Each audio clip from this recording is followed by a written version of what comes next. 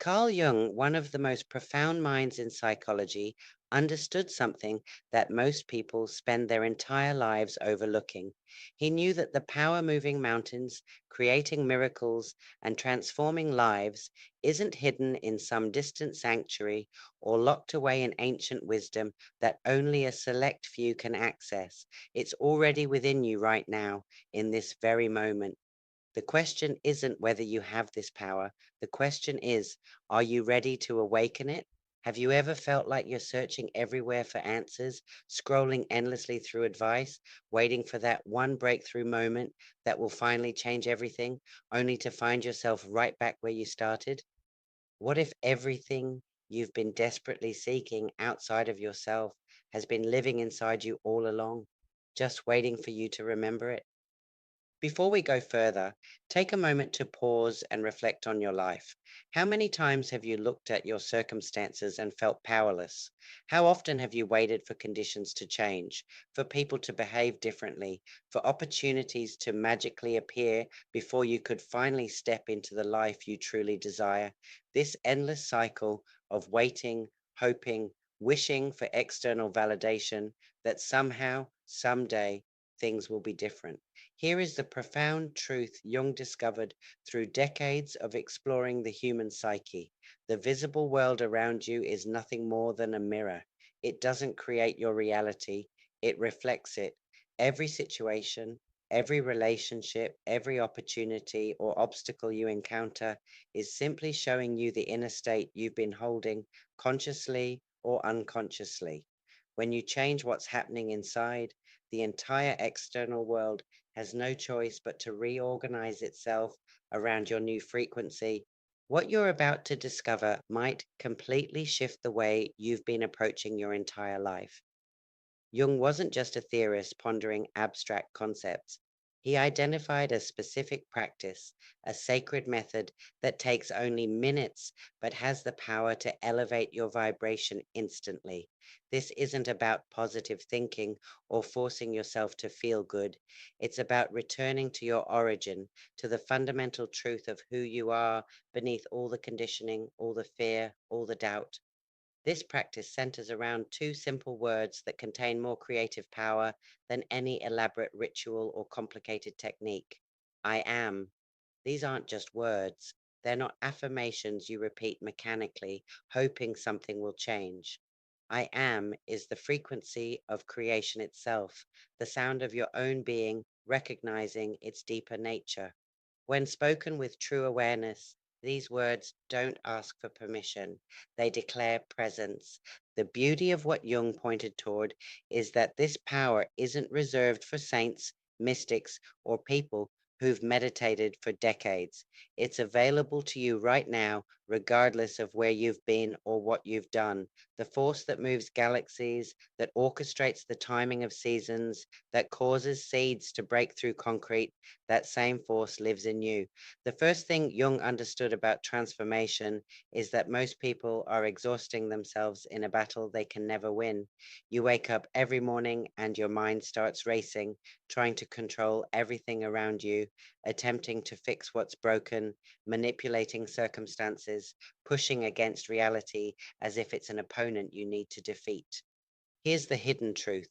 While your mind is racing, trying desperately to fix the world is doing nothing except reflecting the chaos of your racing mind back to you. The external turbulence you experience isn't random. It mirrors the internal turbulence you're carrying. That's why the first instruction in this practice seems almost too simple to be powerful. Stop, just stop. Stop fighting what is. Stop resisting reality. Stop trying to force solutions. Close your eyes if you can and take a deep breath. Listen to the rhythm of your breathing, the gentle rise and fall of air moving through your body is life expressing itself through you. Every inhalation is a reminder that you exist, that you're here, that you matter. Every exhalation is an invitation to let go, to surrender the need to control everything, to trust the presence already within you. This isn't about passivity or giving up. It's about understanding that true power comes from presence, not resistance. When you stop fighting the current and start flowing with it, everything changes. Your decisions become clearer. Your path reveals itself. Opportunities appear that were invisible when you were caught in struggle. Now go deeper. Shift from fighting to witnessing. Place your attention inside yourself, not searching for mystical lights or extraordinary sensations. Simply become aware, present, still, witness your breathing without trying to change it, without judging it, without making it into something special. In this silent center is what Jung called the I am. It's not your body, which changes. It's not your memories, which fade and shift. It's not your name or your story. It's what observes all of that. When you repeat I am gently and with quiet authority, something profound happens behind the scenes of your consciousness. You're not trying to convince yourself of anything. You're waking up from a dream you didn't know you were having. The body relaxes, the heart rate slows, the mind, which has been running your life like a tyrant, bows before the presence of your deeper self. What Jung discovered through his exploration of the psyche transforms how you see yourself in relation to everything around you. When you speak those two words, I am, you're not declaring separation from existence, you're recognizing your unity with it. As you breathe, where does your body end and the air begin? There's no real border. The oxygen that was outside you moments ago is now inside your bloodstream, feeding every cell. The carbon dioxide you exhale becomes part of the atmosphere. You are not a separate island of consciousness floating in an indifferent universe. You are both the field and the point, the observer and the observed, the wave and the ocean. The sense of separation, the isolation, the feeling of being disconnected from life itself is largely a construct of the thinking mind. When you drop into presence, into the I am, that illusion begins to soften. Now we enter the second phase of this practice. This is where imagination becomes powerful. Imagination isn't fantasy or escape, it's the inner space where possibility takes shape. Everything you see around you existed first as an image in someone's mind before it manifested physically. Close your eyes and let a scene emerge. Don't force it. Allow it to reveal itself naturally, like a dream forming as you drift towards sleep. See yourself living what you deeply desire, but don't watch it from the outside like a movie. Step into it. If prosperity is what you seek, feel the confidence and stability of financial ease.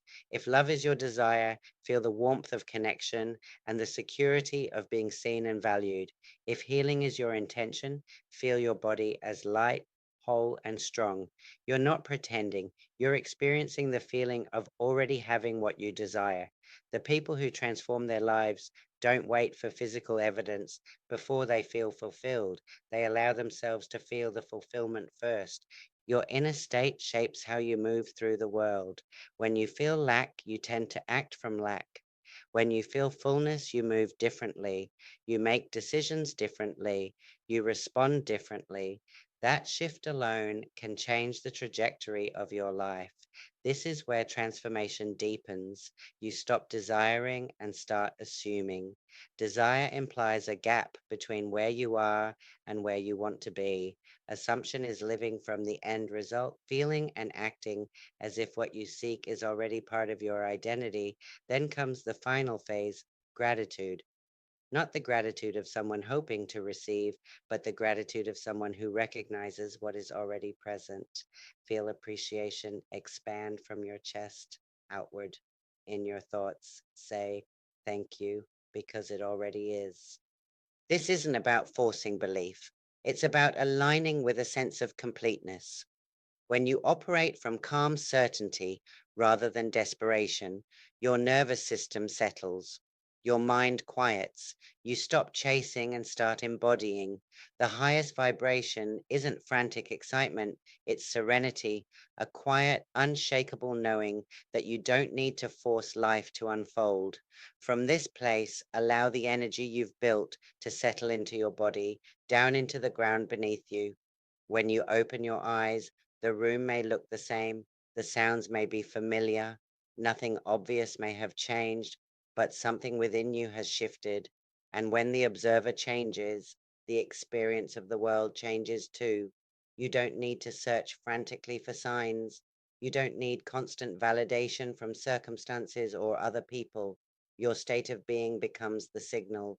Walk through your life with the awareness that you lack nothing essential. Make decisions from wholeness rather than need.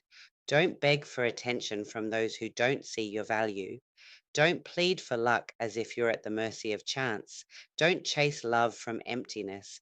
Instead, move quietly from inner certainty. Life doesn't respond to desperate words, it responds to who you are at the deepest level of your being.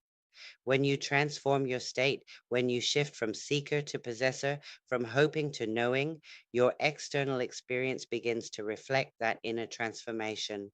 If you've stayed with this journey, perhaps something in you is ready for that shift, ready to step into a version of yourself that operates from certainty rather than hope. The transformation we began here isn't a dramatic explosion. It's a subtle, powerful return to presence. And from that presence, everything else begins. Memory full responses may feel less personalized. Upgrade to expand memory or manage existing memories. Manage, get more.